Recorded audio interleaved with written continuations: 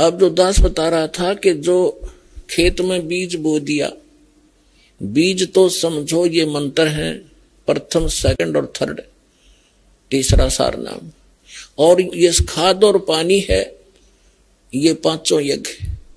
तो बुद्धिमान को संकेत बतेरा होता है कि किसान को मालूम है बीज बोंड देने तो काम नहीं चलेगा, उसमें खाद भी डालना पड़ेगा। यदि आपके पास पैसा नहीं है ना किसान के पास, तो किसी तो उधारे लेगा या कितना ब्याज पे लेगा और उस खेत में खाद पानी प्रॉपर डालेगा। उसको मालूम है कि फ्री फल गया तो आप पर कर्ज उतर जाएगा। तो इसी तरह आप जी ने इस भक्ति रूपी फसल को परिपक्व करने के लिए ये करना पड़ेगा दान धर्म। एक यज्ञ है धर्म की। अब धर्म जैसे आप यहां आते हो,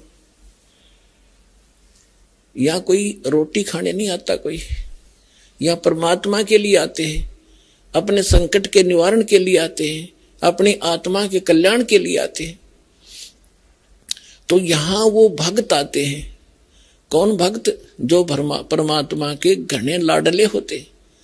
ठीक है, बच्चा मेले में बाप की उंगली छुटा गया और कितने धक्के खाता फिर रहा इधर उधर, तो बाप को वो कितना प्यारा होता है जब वो वापस आ जा। माता पिता को कितना अच्छा लगता है जब वापस मिल जा, और कोई मिला दे उसका भी एहसान मानता है। तो आज हम सभी अपने पिता की उंगली छुटवा कर इस काल के मेले में बिछड़ गए और हम रोते फिरते उस अपने पिता ने ढूंढ रहे हैं। वो पिता जब तक नहीं मिलेगा हमें संतोष नहीं हो सकता। चाहे दूसरे छोटा मोटा राहत हमें देकर रोना बंद करवा भी दियो, लेकिन वो माता पिता की कसक न्यारी रहे तो वह आज तक है हमारे।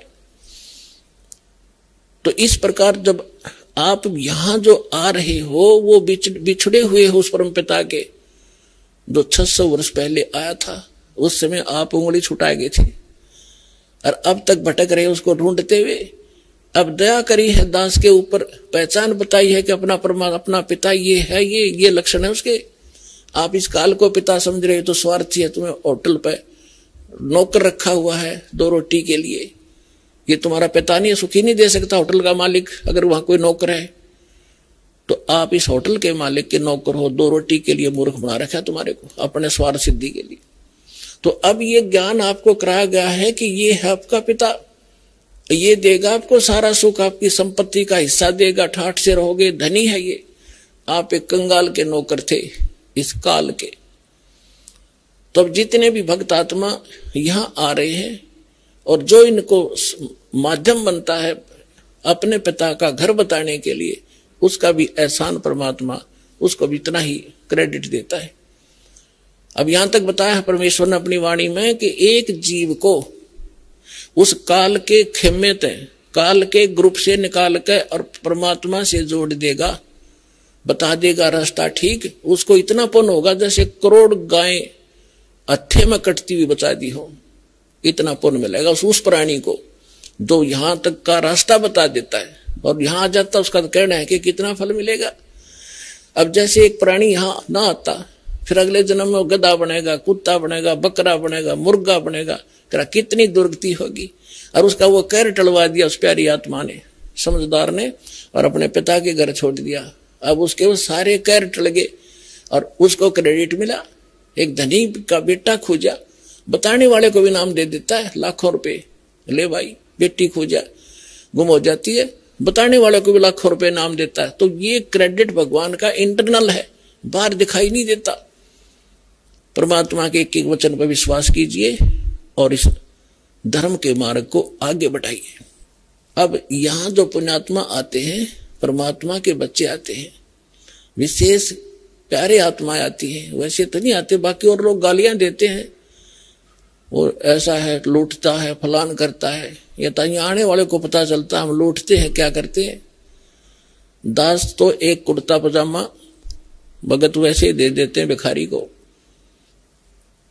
या कोई पैंट कमीज, इससे अतिरिक्त कुछ नहीं मेरे पास। जो भी आता है सारा भगवान के बच्चों के लिए, सारी व्यवस्था में, खाने में, मैटों के लिए, पंखों के लिए, सारी व्यवस्था आपके लिए। किक पैसा परमात्मा का एज इट इज यूज होता है और इसलिए आप फल रहे हो। अगर इसमें से एक नया पैसा भी खराब कर दिया जाए मालिक साथ नहीं देगा आपको भी। इसके लिए थोड़ा सा एक कथा सुनाता हूं। एक नरसी नाम के भगत थे। पहले वो सेठ थे, माया में अंधे हो गए थे। परमात्मा ने रजा बख्शी उसके ऊपर, उसकी आंखें खोली। कोई पुत्र नहीं था, एक बेटी थी, उसका ब्याह कर दिया था। और संपत्ति इतनी थी, 56 करोड़ संपत्ति उसके पास थी। 56 करोड़ उस समय, आज तो मेरा ख्याल अरबों खरबों होगी वो। और कोई वारिस नहीं, और फिर भी इतना कंजूस। परमात्मा ने दया करी, उसके साथ एक लीला की, वो लंबी कहानी है, लेकिन जो विषय आज है उस पर उतना ही सुनाऊंगा। उसको ऐसा झटका दिया कि उसके समझ में आ गई कि अब माया मेरी दुश्मन है। और माया इकट्ठी वैसे नहीं होती पुण्यात्मा हो, अटपट करके जीव मनुष्य इकट्ठा करता है। उसको मालूम था ब्याज ले लेकर पता नहीं दुनिया को कितना धोखा देकर 2 के 20 बना के, अनपढ़ आदमी थे, ले गया 100 रुपये लिख दिए, 1000 पिता पर उतरे नहीं, तब बेटे ने उतारने पड़े हुए। इस तरह वो करोड़ों संपत्ति बनाए बैठा था। परमात्मा ने उसको आंखें खोली, ज्ञान दिया, एक झटका दिया। उसने सारी भंडारा में लगा दी, दान कर दी सारी, और एक जंगल में झोपड़ी डाल कर बैठ गए, पति पत्नी दोनों। परमात्मा ने ऐसा ज्ञान दिया, भजन कर माड़ा फेर, इस माया के कुछ पट रहा है, कल तेरी मृत्यु हो जाएगी, तेरे ये वारिस है चाचे ताऊआ के, ये बरतेंगे, तू गधा बनेगा, क्या फायदा इसका। तो कहने का भाव है, उसका बात समझ में आ गई, सारे भंडारा करके और मालिक पे आश्रित होकर बैठ गया। अपने आत्माओं हमारा इतना दिल कमजोर हो चुका है कि हम वहां तक बुद्धि उठती नहीं ना, दिल डटता कि हम भगवान पर इतना विश्वास कर सके। जैसे कहते हैं कि तुलसी बेरुआ बाग में, तुलसी बेरुआ बाग में शीतत भी मुरझावे, राम भरोसे जो रहे वो पर्वत पर लहरावे। बगीचे के अंदर बूटा लगा दिया, पौधा लगा दिया, सिंचाई करते करते खत्म हो जाता है, मुरझा जाता है। राम भरोसे पर्वत के ऊपर कोई संभालने वाला नहीं, कोई सिंचाई करनिया नहीं। कहते राम भरोसे जो रहे पर्वत पर लहरावे। तो हमारा इतनी बुद्धि उठती नहीं, लेकिन इसको उठाने का ये प्रोसीजर है। एक दिन ऐसी दृढ़ता होगी आपके अंदर, सर्वनाश होता दिखा आपने, आप दृढ़ रहना भगवान के ऊपर, फिर देखना ऐसा बादल टल जाएगा, दुख का कोई सोच भी नहीं सकते आप। अब नरसी ने क्या किया, झोपड़ी डालकर बैठ गया। पहले उसकी हुंडी चला करती थी। हुंडी, हुंडी मीन जैसे आजकल बैंक है और बैंक में ड्राफ्ट बनाया जाता है, उतने पैसे जमा करा दो, उनको आप लिख कर दे देगा बैंक की तरफ से कि ये 10 लाख रुपए का ड्राफ्ट दे दिया। आप किसी भी शहर में जाओगे, उस बैंक से आप वो पैसा वहां ले लोगे। रास्ते में वो एक कागज आपके पास होगा, कोई चोर उचक्का उसको ले नहीं सकता, पैसे को आपसे छीन भी लेगा, आप तुरंत कार्रवाई कर दोगे, वो कैंसिल हो जाएगा। तो इस प्रकार पहले हुंडी बनाई जाती थी, और हुंडी बनाने के लिए राजा लोग अपने शहर के धनी व्यक्तियों को ऑथराइज कर देता था कि ये सेठ इन शहरों में ये हुंडी बनाने के अधिकारी हैं, इनकी इतनी संपत्ति भी है, इतने अमाउंट तक की वो बना सकते हैं, जैसे 10 लाख की या 20 लाख तक बना सकते हैं, या जैसा उनको बता रखा था। तो उनकी वो हुंडी बनाता था पहले, इतना धनी व्यक्ति था। कौन? नरसी मेहता। 4 महात्मा थे, साधु भक्त। उन्होंने द्वारका जाना था भगवान के तीर्थ स्थल पर। 500 रुपये ले रहे थे वह चांदी के। उन्होंने सोचा चांदी के 500 रुपये लेकर जाएंगे, रास्ते में कोई छीन लेगा, हुंडी बनवा लेते हैं। और हुंडी वालों की लिस्ट सब शहरों में सबके पास होती थी। सब जो भी हुंडी लेने देने वाले सेठ थे, और उनके साइन और उनकी कोड वर्ड भी उनको पता होता था। तो उन्होंने सोचा चल हुंडी बनवा लेते हैं। उनको पता था कि यहाँ एक नरसी नाम का कोई सेठ है, वो हुंडी बनाता है। उस समय वो सेठ निर्धन हो चुका था, लेकिन राम नाम का धनी हो गया था। कबीरा सब जग निर्धना और धनवंता ना को धनवंता सो जानिए। जिस पर राम नाम धन व नकली संपत्ति तो यही रह जानी थी, असली धन मिला नरसी को। जंगल में बैठ गया झोपड़ी डाल के। अब वो नगर में गए, उन्होंने पूछा भक्तों ने कि भाई हमने हुंडी बनवानी है, या हुंडी कौन बनाता है? हमने सुना नरसी सेठ बनाता, उस नरसी का घर कहाँ है? तो उन्होंने, गांव वालों ने तो मजाक पा गया था, नाश कर दिया। अब समाज का, संसार और भगत का, जगत और भगत के विचारों में और क्रियाओं में अंतर होता है दिन और रात का, इसलिए उनके मतभेद सदा से बने हुए हैं। तो वो लोग कहने लगे कि अच्छा नरसी, अरे नरसी तो भाई बहुत बड़ा सेठ है भाई, बिल्कुल वो तो, लेकिन आजकल नखरे करता है वो। महात्मा बोले भाई क्या नखरे करता है? पहले तो नाटेगा और ज्यादा दबाव देगे जो बनाओगा वो आजकल। बोले भाई है कहाँ? वो भाई सेठ है, लेकिन आजकल भगत बन रहा है, बाहर जंगल में बैठता, वही हुंडी हांडी बनाता है। अब उन्होंने सारी पक्की जचा दी, भाई ठीक है। वो जाकर कहे भाई नरसी जी कहाँ है? ये रहा भाई नरसी जी, आ जाओ। आओ महात्माओं बैठो। आगे वो 500 रुपये रख दिए। अगले सेठ जी हमारी ड्राफ्ट बना दे। अब उसने नरसी ने कहा महात्मा जी मेरी हुंडी कैंसिल होली है, मैं सेठ नहीं रहा, मैं कंगाल हो गया, आपने दिखता नहीं, मैं यहां बैठा हूं जंगल में। उन पक्की जचगी, वो जो कहे थे गांव वाले सारी साची अब आएगा, ये तो नरा ने कमार है। वो लाग गया कहने, उनको संत थे, गुस्सा हो गए, सचमुच वो साची कहे थे गांव वाले, तू नखरे करता आजकल और भक्तों के साथ तू मजाक करता है, तुझे पता नहीं भगवान तुझे श्राप दे देगा, न्यू कर देगा। अब उसने समझ गया उनकी भाषा से नरसी कि ये तो हमारे साथियां ने चंगरा रखे हैं, और जितनी कहूंगा उल्टे पड़ेंगे ये, और कुछ है भाई महात्मा है, साधक है, कुछ उठ पटाक मेरे ऊपर श्राप दे देंगे तो भारी पड़ जाएगा। तो उसने सोचा भाई इनका पीछा भी छुटवाना है, एक कागज मंगवा लिया कि महात्मा जी कागज ले आओ। वो कागज ले आए, उसने लिख दिया सांवल सा, क्योंकि कृष्ण का पुजारी था, श्री कृष्ण जी का पुजारी था, सांवरिय भगवान का। उसने लिख दिया सांवल सेठ, सांवरिया सेठ यानी श्री कृष्ण, और आपके दास के पास आपकी 500 रुपए की धरोहर रखी है, और आप इन महात्माओं को 500 रुपए द्वारका में दे दियो। अब वो तो लेकर कागज चले गए। पीछे से क्या किया उस सेठ ने, उस 500 रुपए की, चांदी के 500 रुपए का खाद्य सामग्री मंगा ली भोजन भंडारे की, और भंडारा कर दिया परमात्मा के निमित्त, सारा खिला दिया।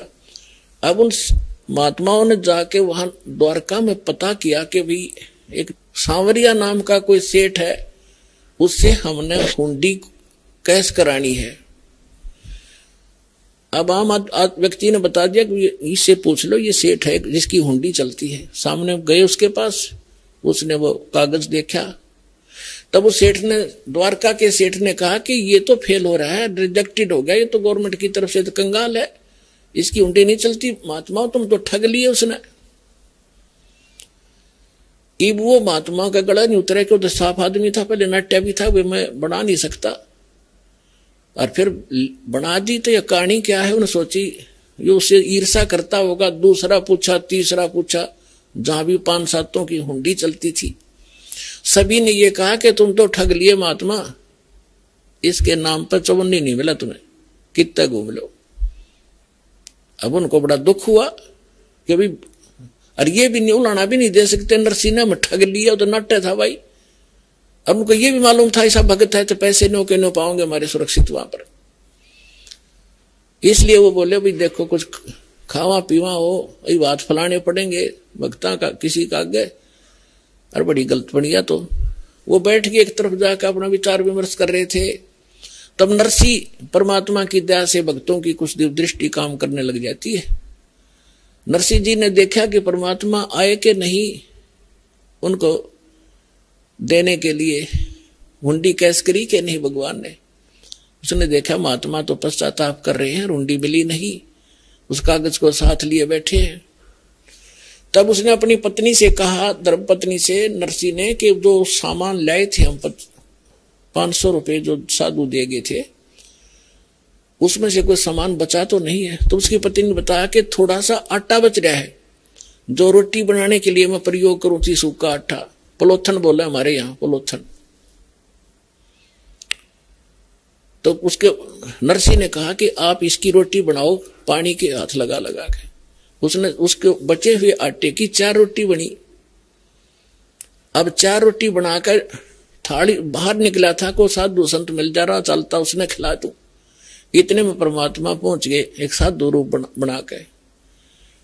और नरसी घर झोपड़ी से बाहर निकला, सामने महात्मा खड़े थे। नरसी ने कहा, महात्मा जी भोजन खा लो, अगला भाई भूख लाग रही है। अब 4 रोटी उसको चारों की चारों रख दी और रोटी खा के महात्मा जी चले गए। परमात्मा कहते सोचल छिदर मैं करूं अपने जन के काज। अब थोड़ी देर में देखा तो क्या हुआ कि परमात्मा पहुंच गए मारवाड़ी सेठ बनके, लंब इतना बड़ा साफा, कान में कलम और काख में वो पैड बई और धोती जैसे राजस्थानी बांध दो लांगड़ की। और वो पहुंच गए वहां पर मारवाड़ी सेठ बनके और कहने लगे, महात्मा जी कैसे बैठे हो? उन्होंने देखा भाई में सेठ दिखाई दे, इसने भी दिखा दे कागज। कहने लगे, महाराज जी के बताओ सेठ जी, हमारे गल तो बूंदी बन गई, बहुत बुरा हो गया। हम ऐसे ऐसे वहां से आए हैं। एक नरसी नाम का सेठ था। अब उसने सारी बता दी। वो नाट्य भी था पर हमने जबरदस्ती कर दी, उनको घना तंग कर दिया। उसने यू कागज बना दिया एक सावल नाम के सेठ का नाम पर। यहाँ कोई सेठ है को नहीं। इतना तो हमें यकीन है कि पैसे हमारे सुरक्षित पाएंगे, लेकिन अब हमारा तो काम बिगड़ गया। यह गलती तो हमारी ही है, हमने उसके साथ जबरदस्ती की। और यहां पता चला कि सावल नाम का कोई सेठ है नहीं, ये नाम झूठा कैसे लिख दिया। तब वो कहने लगा, अरे भगत झूठ बोल लग रहे कदे। परमात्मा खड़े थे कि भगत कभी झूठ बोलते हैं? महात्मा तुमने ये कैसे कह दिया? मैं हूं सावल सा सेठ, ना तुम्हारा कागज, आ जाओ मेरी दुकान पे, चलो पैसे दूंगा। अब वो चौराहे पे लाकर खड़ा कर लिया उस बाजार में, द्वारका के मेन बाजार में, चारों महात्मा, और कहा चद्दर बिछाओ यहां।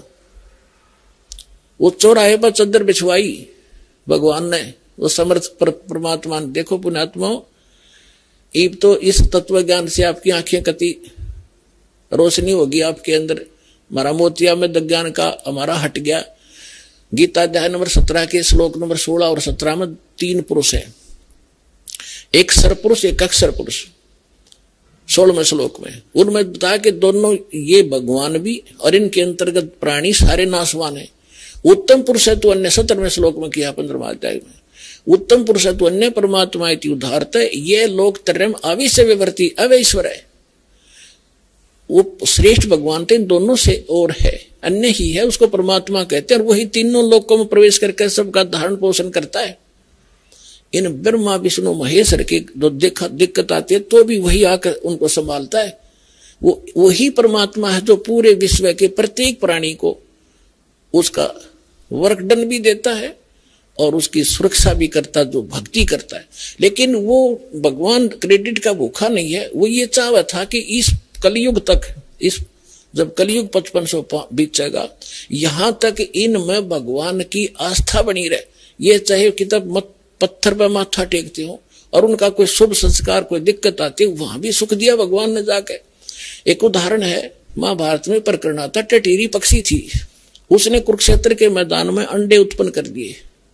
उधर से ये युद्ध का समय सद गया, 18 करोड़ सेना इकट्ठी होगी और नाद भयंकर गूंज होने लगी, वह डर गई। अब उसने भगवान याद किया हुआ तो नाम नो भी ना जाना थी राम कृष्ण कौन है, कौन भगवान है। तो उसने परमात्मा याद किया, हे भगवान मेरे बच्चे, हे परमात्मा मेरे बच्चे, मेरे अंडों का क्या होगा। वो पिछले जन्म की भक्तनी थी और कोई दुष्कर्म किसी विशेष पाप कर्म के कारण वो योनि भोग रही थी पाप की, वो पक्षी की। तो परमात्मा ने ऐसा साधन बनाया कि वहां पर एक बहुत बड़ा 88,000 मन का एक हाथी का घंटा डाल दिया। जैसे मंदिरों में छोटी छोटी होती, वो बहुत बड़ी थी। और वहां पर 18 करोड़ व्यक्ति इकट्ठ के मर गए, अग्नि बाण छूटे, सबके में कत्लेआम हो गया। उन अंडों के आंच नहीं लगने दी। अब ये हमारे को कथा सुनाने वाले कहते थे श्री कृष्ण जी ने रक्षा कर दी। श्री कृष्ण जी अपने कुल की रक्षा ना कर सका, जब अंत में उसकी वीरान माटी हुई, सारे मर गए कट कर उसके आगे, और आप मर गया तीर से। तो अब वहां कौन भगवान था? बेशक क्रेडिट कृष्ण जी को मिला रहा, लेकिन हम भगवान पर आश्रित रहे कि भगवान ऐसा करता है और वो इतना ही चाहता है। ईब सामने आ जाएगा आपके कौन है वो भगवान और कौन करता था ये काम। अब जैसे हमारे ऊपर कितने सुख हुए, हम दुर्दास पहले रामकृष्ण हनुमान जी का पुजारी था, सुख हुए और ये सोचा करते हनुमान जी दे रहे हैं, श्याम जी बाबा दे रहे हैं या कृष्ण जी दे रहे, जो भी भगवान दिख जाता उस सन कह देते ये हमें सुख दे रहे। अब पता चला वो तो हमारा पूर्व संस्कार फल रहा था और एक्स्ट्रा एड तो ईव मिलने लगी जब भगवान से मिले हम सीधे। तो उस समय नरसिंह जी तो उनको कृष्ण जी के नाम लिख रहा था और तीनों लोगों में प्रवेश करके सबका धारण पोषण वही करता है। तो पहुंच गए कबीर भगवान वहां पर एक सांवरिया नाम के सेठ बन के, और वह पल्ला बिछा दिया और चांदी के रुपये नए नए जैसे ताजे बने का 500 और नोट ले भाई महात्मा जी गिनो 1 2, जब वो 5-7 पड़ गए फिर वो बाजन लगे एक दूसरे को कट्टा कट। सारे आसपास के लोग इकट्ठे हो गए, क्या हो गया देखो चारों तरफ खड़े हो गए, क्या है? परमात्मा कहते हैं भाई तुम नो कह रहे थे सांवल सेठ को, ना मैं हूं सांवल सेठ भाई, और इन भक्तों की हुंडी में देने के लिए आया हूं। 500 रुपये गिन के और अंतर्ध्यान हो गए।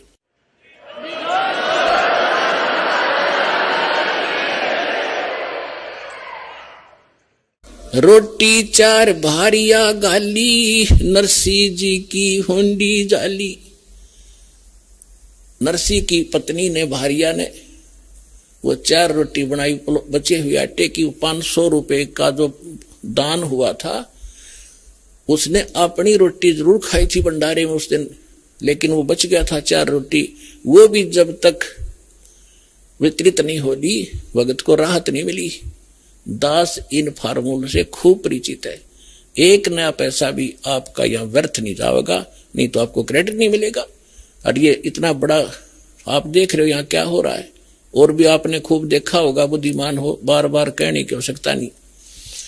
तो यहां जो दान आप करते हो ये शास्त्र अनुकूल साधना है। गुरु बिन माला फेरते, गुरु बिन देते दान, गुरु बिन दोनों निष्फल हैं, चाहे पूछो वेद पुराण। अब गीता जी में प्रमाण है कि कुपात्र को दिया हुआ दान व्यर्थ है, सुपात्र को दिया हुआ दान फला करता है।